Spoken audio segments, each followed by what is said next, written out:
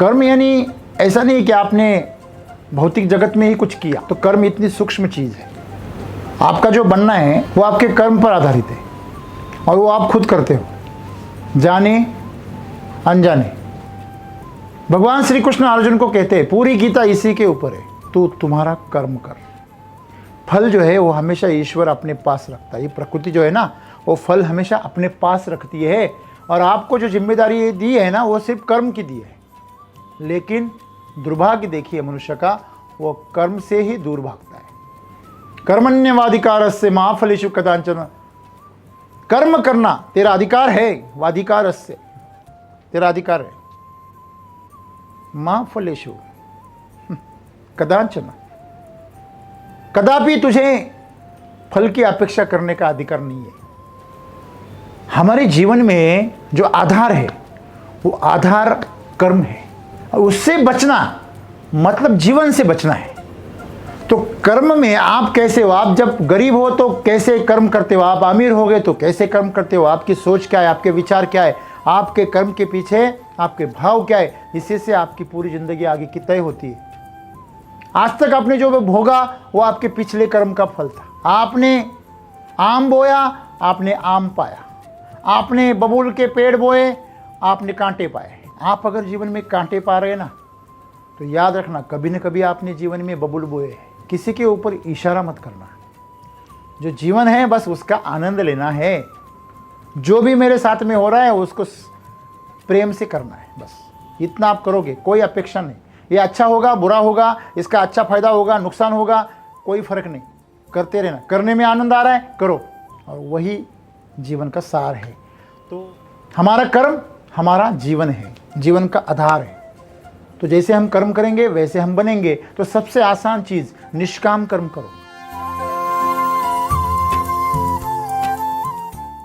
दोस्तों, कर्म यानी क्रिया। तन मन से हम जो भी क्रिया करते हैं उसे कर्म कहते हैं। तो हमारे शरीर में जो इंद्रियां होती है वो कर्म करती है, वो क्रिया करती है यानी कर्म करती है। तो कुछ 5 ज्ञानेंद्रियां हैं, 5 कर्मेंद्रियां हैं और एक मन है। ऐसे 11 कर्मेंद्रियां हैं जो कर्म करती है। हम चुपचाप खड़े हैं, फिर भी सोच चल रही है दिमाग में। निरंतर हमारे दिमाग में विचार चल रहे हैं। तो विचार बुलबुले की तरह आ रहे और जा रहे, लेकिन उन विचारों में अगर कोई भाव अगर बैठ गया तो वो कर्म में रूपांतरित हो जाता है। आपने कुछ खाने की चीज़ की देखी और आपके मन में खाने का भाव पैदा हो गया, कर्म हो गया। आपने आपके दुश्मन को देखा और उसके प्रति आपके मन में तिरस्कार या गाली का भाव आया, कर्म हो गए। कर्म यानी ऐसा नहीं कि आपने भौतिक जगत में ही कुछ किया, तो कर्म इतनी सूक्ष्म चीज़ है। तो जैसे कंप्यूटर में कोई डेटा हम एंट्री करते हैं या किसी कैमरे के सामने कुछ सीन चल रहा है तो उसे कैप्चर करेगा। जब तक हलचल नहीं है तब तक वो स्टैंड बाय में रहेगा। जैसे हलचल शुरू हो गई वो एक्टिव मोड में आ जाएगा। तो हमारे जो कर्म है ये इसी प्रकार है। आपकी इंद्रियां जिस प्रकार कुछ क्रियाएं करती है तो उस क्रियाएं के जो पीछे जो भाव पैदा होते हैं उससे हमारे कर्म तय होते हैं। कर्म तो ऐसे ही होने हैं जैसे पानी पे लकीर खींच ली, अब मिट जाएगी। तो अगर आपके मन में कोई भाव नहीं है तो वो जो कर्म है वो पानी पे खींची लकीर की तरह होती है। साधु संत जो कर्म करते हैं चाहे वो कुछ भी हो फिर भी वो कर्म नहीं है। क्यों? क्योंकि उसका कोई फल नहीं है। लोग सेवा करते हैं, उसकी क्या पगार मिलती है? खुद चल के लोग जब सेवा करते हैं तो उसकी क्या पगार मिलती है? कुछ नहीं। तो कर्म ऐसे ही है, कोई अपेक्षा नहीं। तो वो निष्काम कर्म हो गया, वो ईश्वर को यानी प्रकृति को समर्पित हो जाता है। और जो कर्म आप हेतु से कुछ इंटेंशन से करते हैं, उसके पीछे कोई भाव रहता है, तो वो कर्म आपके खाते में जमा हो जाता है। अगर वो अच्छा हो तो पुण्य बन जाता है, अगर वो बुरा हो तो पाप बन जाता है। दोनों भी भोगने पड़ते हैं। देखो, आपको गुलाब जामुन बहुत पसंद है,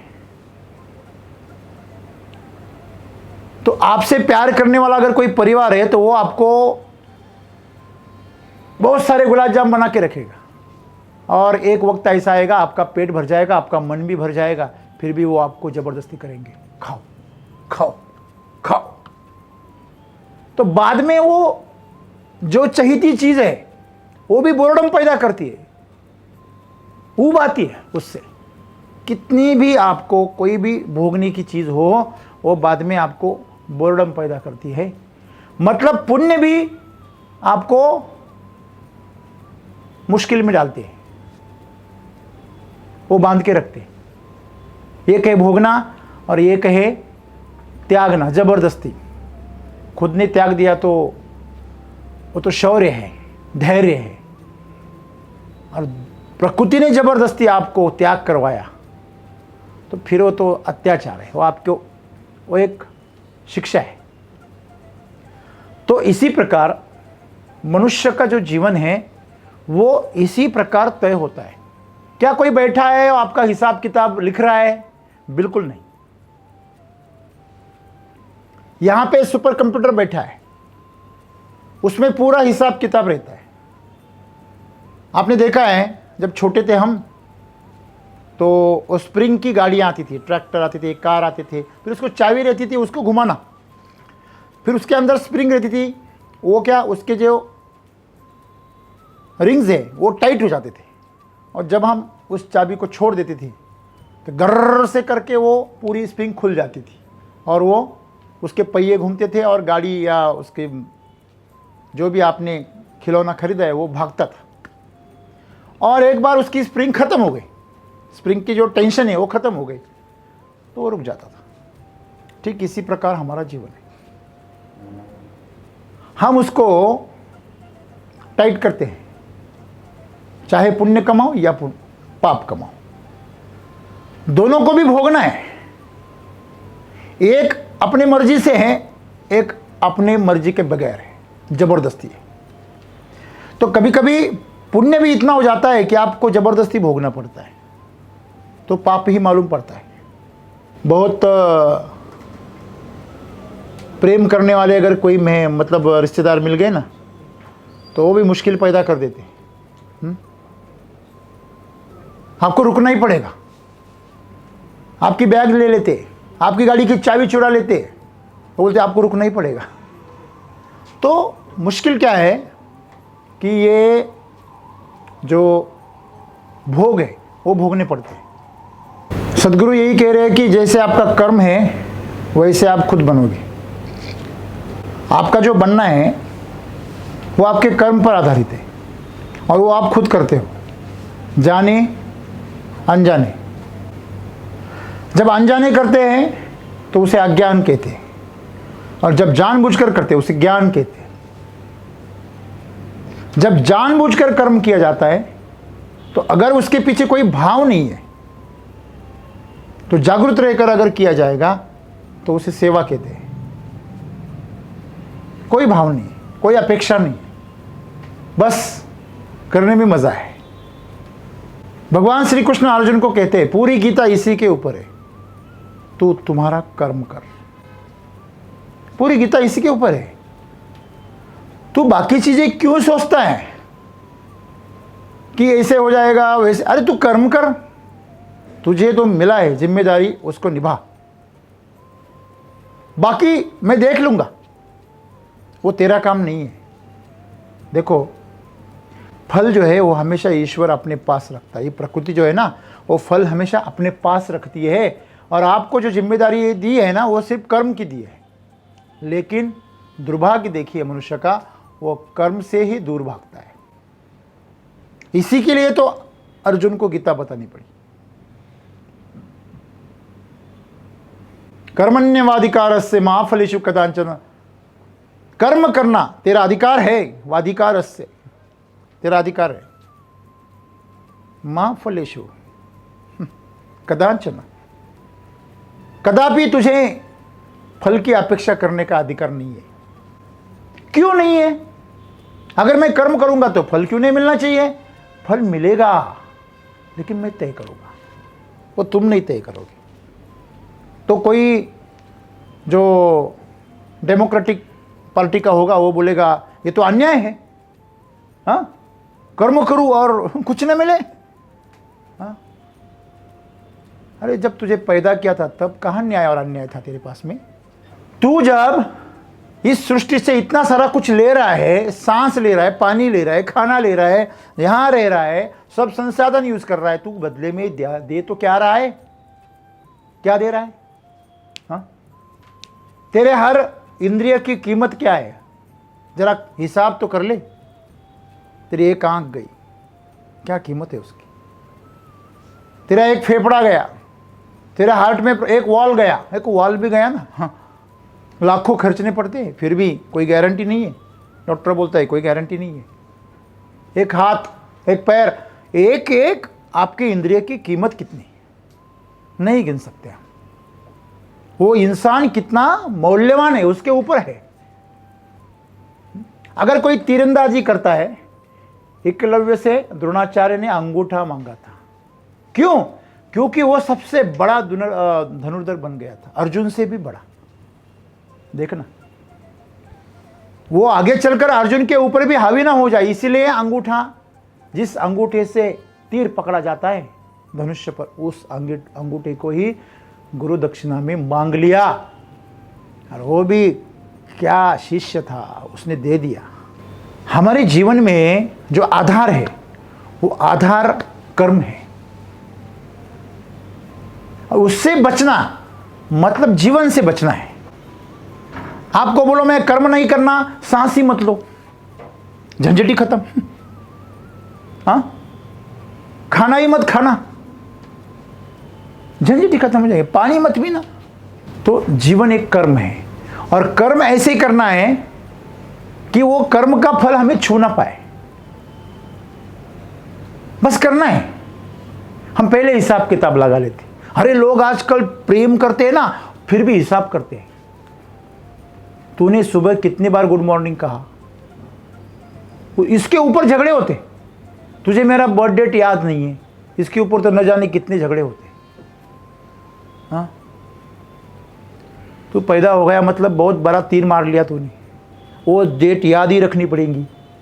हाँ, अरे जिन लोगों की बर्थ डेट पूरी दुनिया याद रखती, उन्होंने क्या किया वो तो सोच। तूने एक शादी क्या कर ली, तूने तो पूरा आदमी ही खरीद लिया, चाहे वो औरत हो या पुरुष हो। तो ये हमारी अपेक्षाएं इतनी मजबूत हैं, हर चीज के पीछे हमारी अपेक्षा है, और इस अपेक्षा की वजह से ही हमारे जीवन में दुख है। अगर छोटे बच्चों को बोलो आप सांस क्यों लेते हो, वो बोलेगा पता नहीं, अपने आप आती है, अपने आप जाती है। तुम पैदा कैसे हो गए? उसे कुछ मालूम नहीं माँ बाप ने क्या किया, लेकिन उसे खुद मालूम नहीं है।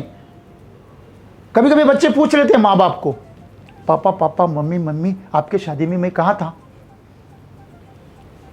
वो बोलते बेटा तुम ऊपर थे, स्वर्ग में थे। फिर बोलता मैं आ कैसे गया? तो सवालों के जंजाल में फंस जाते बड़े बड़े। हाँ, झूठ बोलना पड़ता, सच बोलने की हिम्मत नहीं होती। तो ऐसे सवाल पूछ लेते बच्चे। बच्चों को आप बच्चे मत समझना। तो यही है, बच्चे जो कर्म करते हैं ना, उनके पीछे उनका कोई उद्देश्य नहीं होता, इसलिए वो बचपन में निष्काम कर्मयोगी होते हैं। और बुढ़ापे में भी जब संन्यास आश्रम आ जाता है ना, तब अपने आप सब अहंकार, मोह, प्रतिष्ठा, माया सब गल जाता है। पूरी इंद्रियां गल जाती है। कर्म करने के लिए उनके पास में कोई उतावलापन नहीं रहता, कोई ताकत नहीं रहती, थक जाते। वही कर्म कर करके कुछ नहीं होता यार, छोड़ दो, पूरे थक जाते। या तो जानकर आप मुक्त हो जाना, या थक कर मुक्त हो जाना। लेकिन थक कर मुक्त हो जाना एक जबरदस्ती है, और जानकर मुक्त हो जाना एक पुरुषार्थ है। आपके पास में कार है, आपने बहुत साल चलाई है, मस्त लग्जरी लाइफ जी रहे आप, और अभी बोल रहे नहीं अभी मैं कार में नहीं बैठूंगा। तो कुछ है, आपके बात में कुछ दम है, लेकिन आपने कभी कार में बैठी ही नहीं। आप बोले मैं आज के बाद कभी कार में नहीं बैठूंगा। अरे तू बैठा कब था? तेरी जिंदगी गई साइकिल पे, बस में। तो ये कोई त्याग नहीं है। तो आपके पास में है फिर भी आप नहीं कर रहे, आप उसको त्याग रहे, उसमें कीमत है। तो यही कर्म की ताकत है। आप खुद को जैसा चाहे वैसा बना सकते हो, बल्कि ऐसा भी है कि आप आज जैसे हो वो आपकी कर्म की बदौलत है। आपके कर्म वैसे है। शायद आप आज कर्म अच्छे कर रहे हैं, लेकिन आपके भाव सच्चे नहीं है। देखो, लोग खाना भी परोसते ना, खाना रहता किसी और का है, ये सिर्फ बांट रहा है। तो आप शादी में चले जाना, जितने भी हॉल्स रहते ना, वहाँ पे जो खाना देने वाले जो लड़के रहते हैं, लड़कियाँ रहती है, या जो भी लोग रहते हैं वेटर्स के जैसे काम करते हैं, आप उनके चेहरे देखना जब वो बांट रहे। उनको ऐसे लगता है ये इतना ही खाए और उठ जाए, एक बार में ही उठ जाए। परेशान हो जाते हो परोसने में, बल्कि उन्हें उसके पैसे मिलते हैं, थक जाते हो। वो बोलते हैं ये काम है। फिर क्या करते हो? जितना जल्दी खत्म हो सके उतना जल्दी। आप देखना उनको एक कोने में ऐसे खड़े रहते हैं, हाँ, सिर्फ वो टोकरे हाथ में रखते हैं और कोने में इधर उधर ऐसे देखते, हाँ, बावले जैसे। क्यों? क्योंकि एक राउंड बच जाए।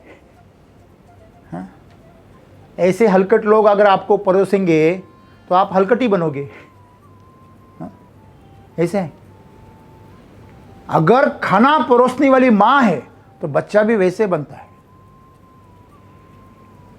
वो प्यार दुलार, उसी से ही पराक्रम पैदा होता है, उसी से ही प्रेम पैदा होता है। तो माँ जब बच्चे को खाना परोसती है वो कैसा कर्म होता है। और जब एक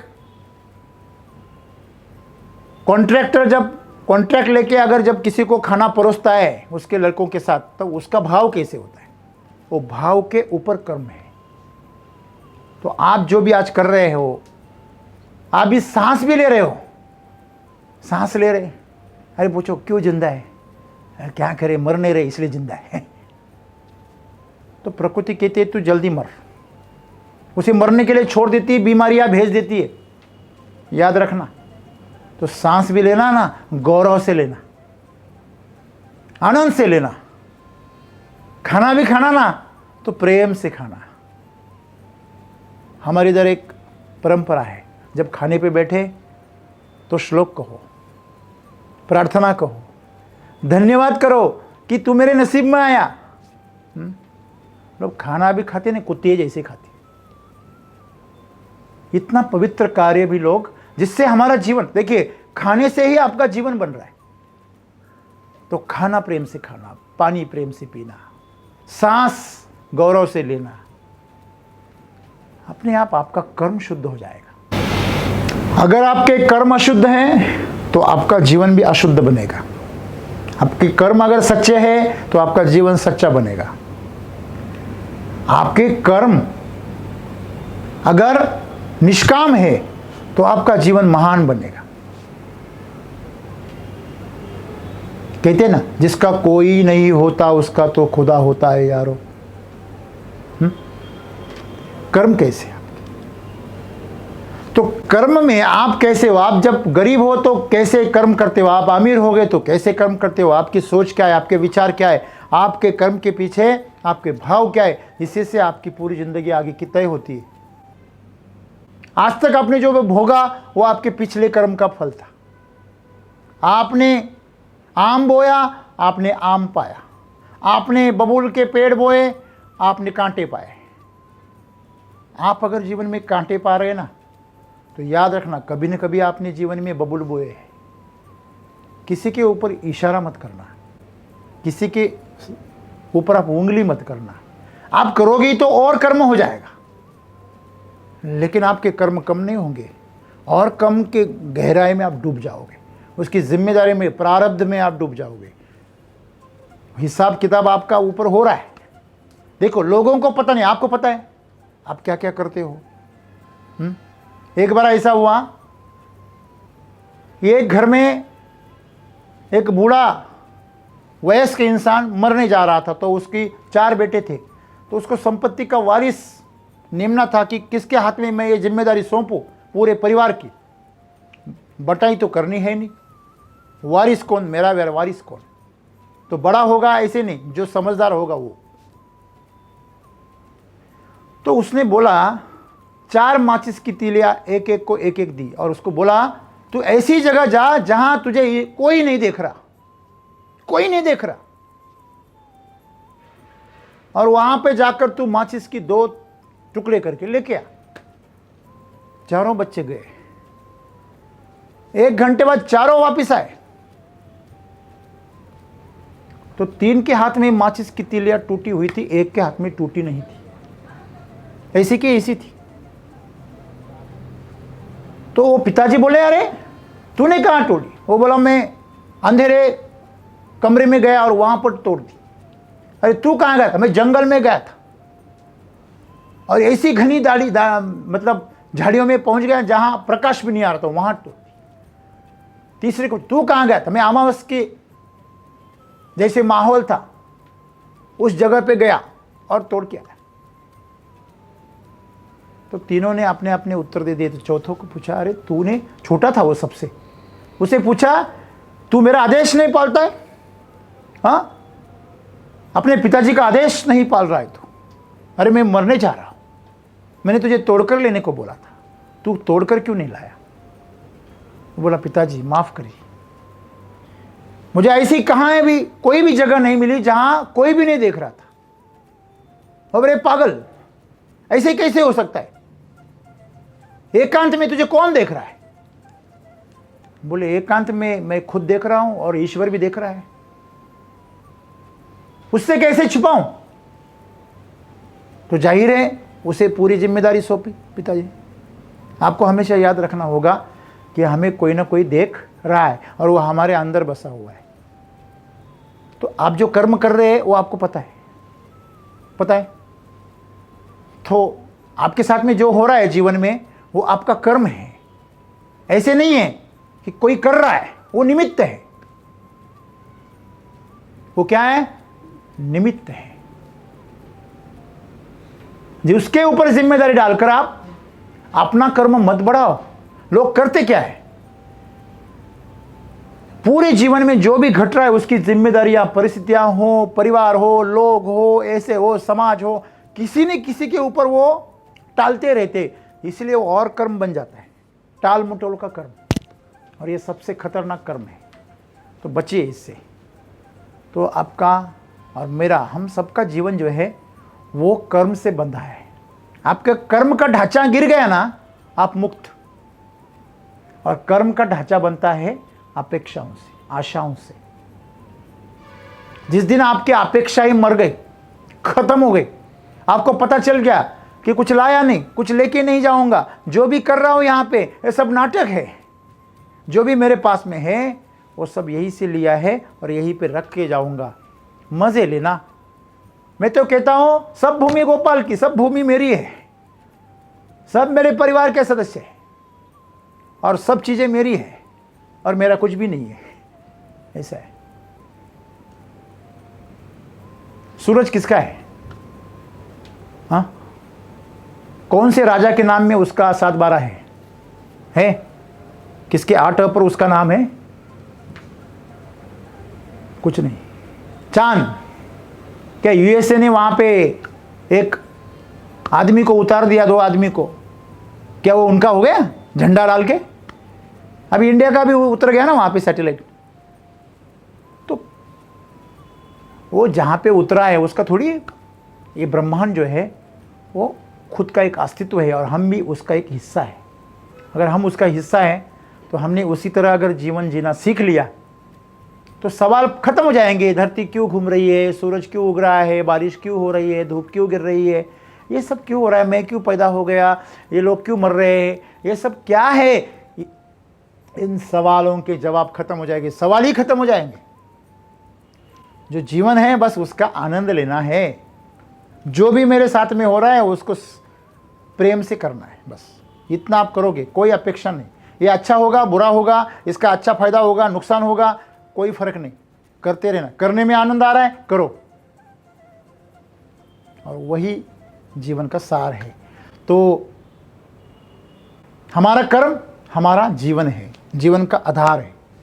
तो जैसे हम कर्म करेंगे वैसे हम बनेंगे। तो सबसे आसान चीज निष्काम कर्म करो, जैसे साधु संत करते हैं, उनको कोई अपेक्षा ही नहीं रहती, बस कर्म करते रहते। अगर नहीं है तो शांत रहते, कर्म से मुक्त रहते। तो ऐसे जीवन जिएंगे तो हमारा जीवन सफल हो जाएगा और दुखों से मुक्त हो जाएगा। आइए निष्काम कर्म से जीवन जिए और अपने जीवन को सुंदर बनाइए। धन्यवाद।